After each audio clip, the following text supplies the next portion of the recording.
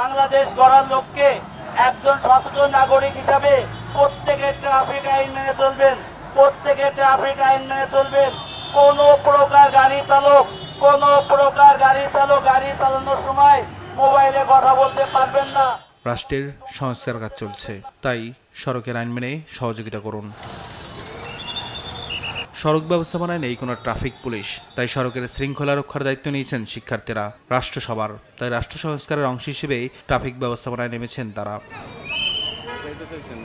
সকাল থেকে রাত পর্যন্ত নিয়ম করে কাজ করছেন সড়কের শৃঙ্খলা রক্ষায়। ক্লান্ত হলেই ছোট্ট বিরতি নিয়ে ফিরছেন আবার কাজে। লক্ষ্য একটাই, সড়কে সবাই আইন মেনে চলবে, ঘটবে না কোনো দুর্ঘটনা। আমরা সরকারের কাছে বিনীত নিবেদন জানাচ্ছি যে আমরা এখন যেভাবে করছি আপাতত 4 দিনে আলহামদুলিল্লাহ একটা অ্যাক্সিডেন্ট হয়নি, এটা আমরা শুনছি আর কি। বাইকে যারা হেলমেট পরে না তাদেরকে হেলমেট পরানোর জন্য শুধু ফাইন, মানে যেটা পুলিশ ঘুষ নিত সেটা না নিয়ে একবারে মামলা দিয়ে কাজটা শেষ করে ফেললে আমি মনে করি অনেক ভালো আগে যাবে বাংলাদেশ। যত দ্রুত সম্ভব পুলিশ যদি নামে তাইলে আমাদের আরো সুবিধা হয়। লেন মেনে সড়কে চলাচল করছে যানবাহন, এতে কোথাও পড়তে হচ্ছে না দীর্ঘ যানজটের। শিক্ষার্থীদের এই ট্রাফিক ব্যবস্থাপনাকে মডেল হিসেবে নেওয়ার আহ্বান সাধারণ মানুষের। ওরা যা করতে পারছে সেটা মানে দেশের অনেক লোকও করতে পারে নাই।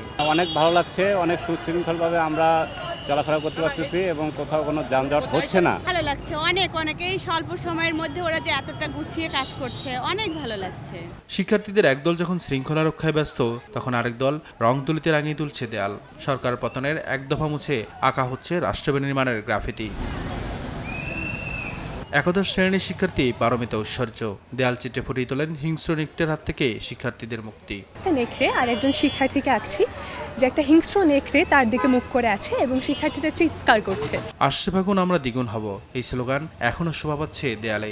সরকারের কাছে দাবি একটাই, রাষ্ট্রকে আবার নতুন করে ঢেলে সাজানোর। আমরা তো আগে সবসময় শুনতাম যে ৭১-এ দেশ স্বাধীন হয়েছে, মানুষ যুদ্ধ করছে, কিন্তু এইবার নিজে এক অংশীদারি হতে পেরে এটা ফিলিংটা অন্যরকম।